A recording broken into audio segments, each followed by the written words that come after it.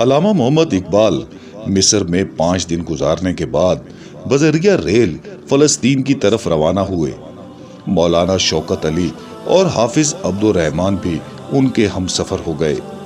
6 دسمبر کی صبح اقبال اور مہر بیت المقدس پہنچے تو ریلوے اسٹیشن پر ان کی پذیرائی اور استقبال کے لیے مفتی امین الحسینی بذات خود موجود تھے۔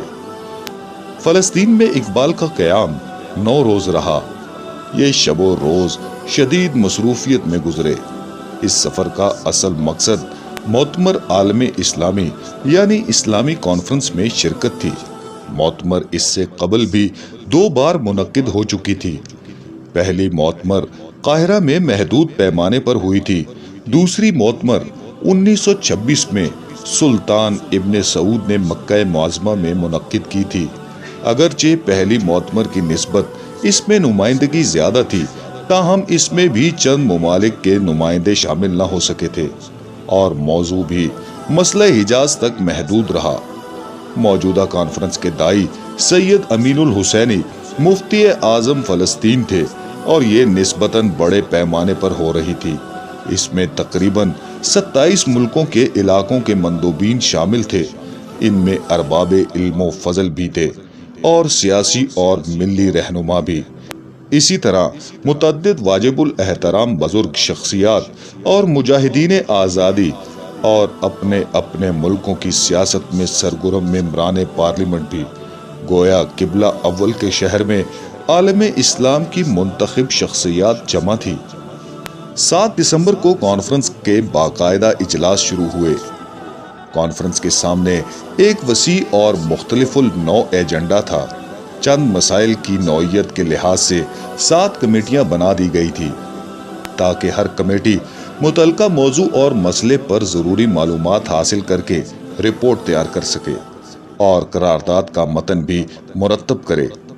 کمیٹیوں میں حجاز ریلوے کمیٹی، مسجد اقصی یونیورسٹی کمیٹی، مالیات کمیٹی، دعوت دین کی کمیٹی، نشر و اشاعت یا پروپیگنڈا کمیٹی، مقامات مقدسہ بشمول مسجد القدس کمیٹی، قانون اساسی کمیٹی۔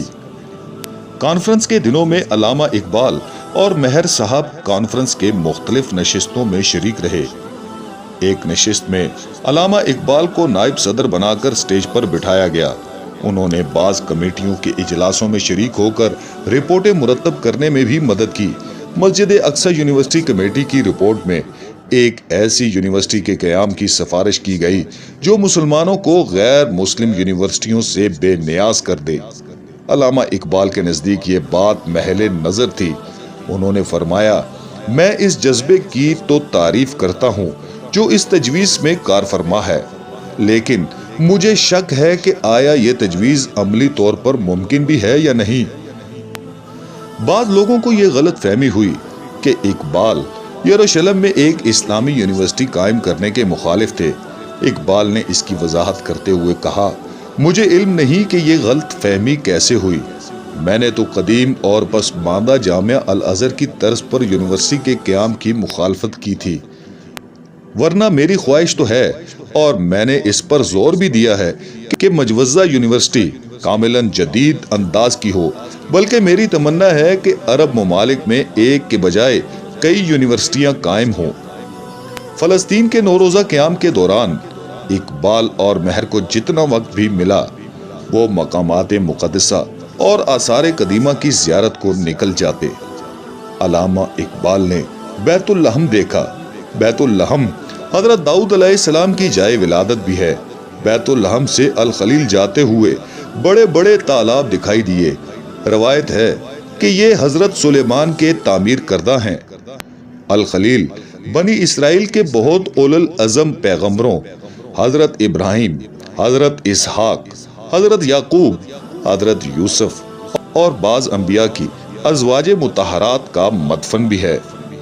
حرم مقدس کے اندر جانے، وہاں نمازیں پڑھنے اور مسجد عمر فاروق وغیرہ کی زیارت کا تو اقبال کو بار بار موقع ملا ہوگا۔ بیت المقدس شہر میں بھی انہوں نے بہت سے قابل دید مقامات، عمارات اور آثار دیکھے۔ ایک دن موقع پا کر فلسطین کے اسلامی اوقاف کا بھی معائنہ کیا۔ القدس کے دارالایتم میں اقبال اور مہر صاحب نے بچوں کی بنائی ہوئی اشیاء دیکھی اور مختلف شعبوں کا معائنہ کیا۔ یہاں نابیناؤں کی تعلیم و تربیت کا بھی انتظام تھا۔ ادارے کی طرف سے آپ کو قرآن مجید کا ایک خوبصورت نسخہ ہدیہ کیا گیا۔ اقبال نے مٹھائی کے لیے 5 پاؤنڈ بچوں کی نظر کیے۔ ایک شب دارالایتم کے بوائے اسکاؤٹس نے بہت دلکش عربی قومی گیت سنائے۔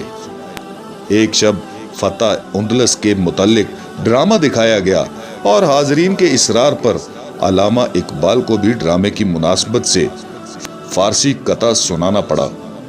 ایک مندوب نے اس کا عربی ترجمہ سنایا تو حاضرین نے بڑی مسرت کے ساتھ ڈاکٹر اقبال زندہ باد کے نعرے لگائے۔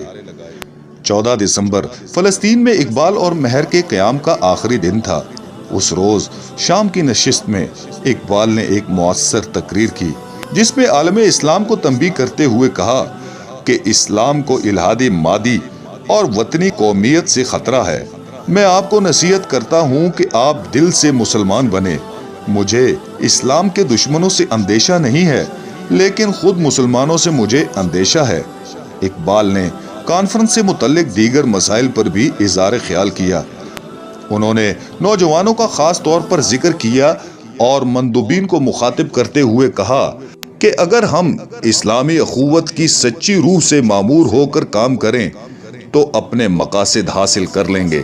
اپنے وطنوں کو واپس جاؤ تو روح اخوت کو ہر جگہ پھیلا دو اور اپنے نوجوانوں پر خاص توجہ دو۔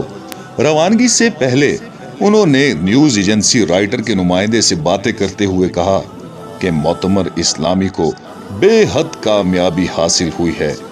15 دسمبر کی صبح علامہ اقبال اور مہر صاحب بیت المقدس سے ریل کے ذریعے پورٹ سعید روانہ ہو گئے۔